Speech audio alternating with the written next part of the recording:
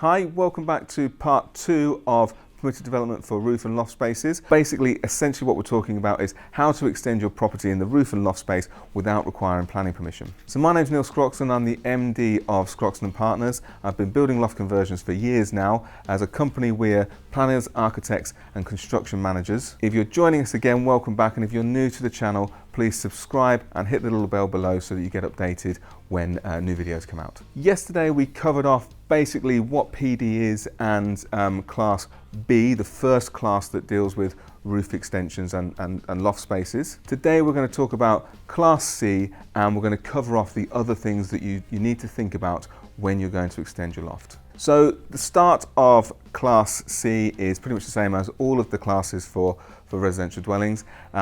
It basically says that Class C doesn't count for you if your existing property was created through a change of use. So if you're a barn conversion, or if you used to be a commercial space that's been turned into a dwelling, this doesn't count for you and you will require planning permission. So the next part of Class C is a little bit of it kind of conflicts a little bit with something that we talked about in Class B. It talks about a protrusion beyond the roof slope. So what this says is that you are allowed to protrude beyond the roof slope of any of the roof faces around your property by 150 mil. This is essentially to allow you to have a roof light. It's allow you to have roof lights on the front of your building.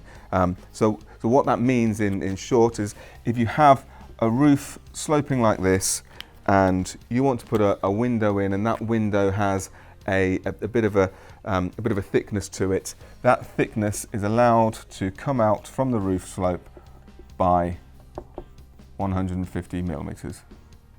The next part of C is actually common to Class B, and that is again saying that any protrusion cannot go higher than the highest part of the existing roof. So what that generally means is, if you're looking to put windows in at the ridge level, that's where you have to be very, very careful that any protrusion from that glazing doesn't go beyond the original ridge line.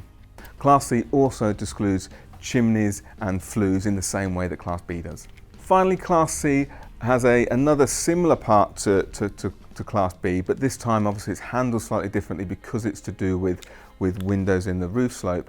And if you're looking to put a roof light on a piece of roof that's at the side of your property that's going to be overlooking your neighbours, it says a similar thing about not having openable windows under that 1.7 metre mark, and if you do have glazing under that 1.7 metre mark, it has to be obscured. So what that might look like is sloping roof with floor.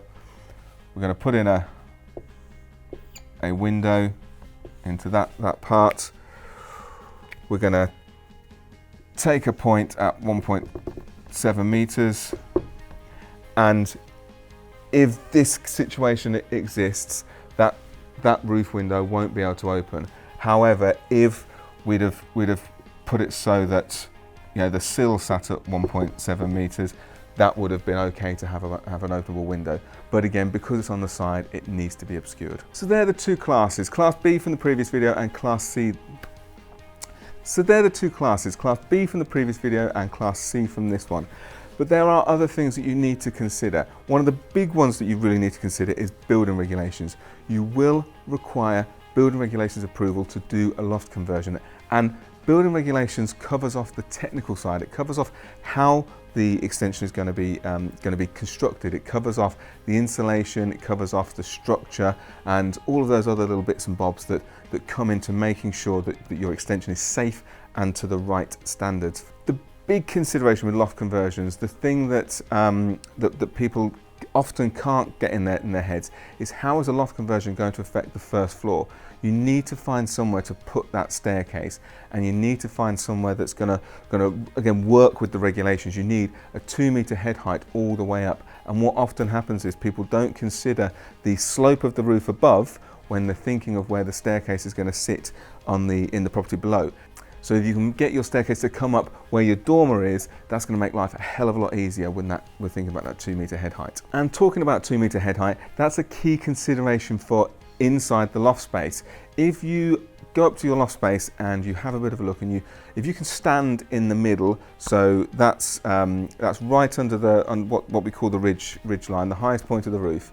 If you can stand under there and you've got over 2.1 meters, you should be all right to do a loft conversion. It's tight, but you can just about do it. If you stand in the middle of your roof and you only have 2 meters, there is not a chance in hell that you're going to get an application through, because when you get to building regs, you just won't have the head height for the space that you need. And this is because the way that the construction works, you're going to have to beef up the floor below, which is going to lift that floor plate higher, diminishing the height between the ridge and the ground floor, and you are going to have to insulate. So when you create that new roof space, you're going to have insulate, and that's going to drop it down as well. So the floor coming up and the ceiling coming down is going to take that space below 2 meters, and then it's no longer a usable room. And finally, the other thing to consider is the space in the eaves. You know, there is going to be some dead space that you can't use. So thinking about how you use that, thinking about storage, thinking about easy access to it, that's going to make, again, a big difference to the success of the project. So hopefully from these 2 videos, we've covered off enough stuff to help you understand what's possible with loft conversions. I personally think loft conversions are great because the money it costs to extend the roof and to do the work in the roof is a hell of a lot cheaper than when you're looking at a full extension. And the reason is because you're generally dealing with lighter timber structure. It can often be done from the outside without having to break into your existing property, making it a lot less messy. All you have to do is clad on the outside and clad on the inside, and it's a very simple process.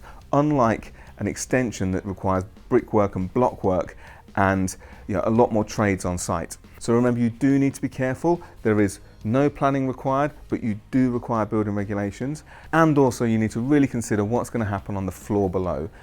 Where is that staircase going to go? How are you going to get it up through the building? Next steps, if you're thinking about extending into your loft, do speak to an architect, do speak to somebody that knows what they're doing. But through understanding these videos, you should have a good idea yourself of what's possible. And if you're concerned at all, do use the lawful development certificate process through the local authority, as what that's going to do is it's just going to ensure that the works that you're doing do fall under permitted development. Particularly if you're thinking of selling your property anytime soon, it's one of the questions that a solicitor will ask you, and it will slow the process down if you don't have one. So hopefully these 2 videos have been useful. If you like what we're doing, please leave us a comment below. Please subscribe and tick the little bell so that you get updated when new videos come out. Follow us on Instagram and Facebook. My name's Neil Scroxton, and this has been Permitted Development for Roof and Loft Spaces Part 2. Thank you.